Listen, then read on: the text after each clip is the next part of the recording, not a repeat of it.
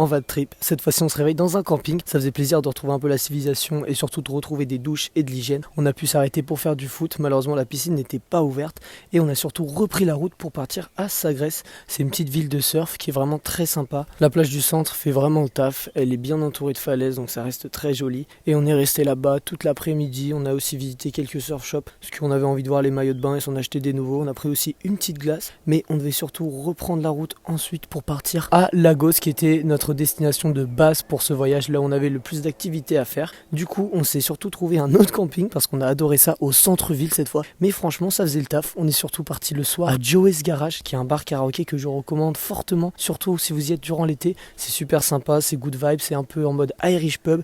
Ensuite c'est le réveil de nouveau dans ce magnifique camping. Et on a visité toute la ville, tout ce qu'il y avait autour. On a fait la pointe et on est surtout allé à une plage secrète que je connais. N'hésitez pas à commenter si vous voulez le nom de la plage.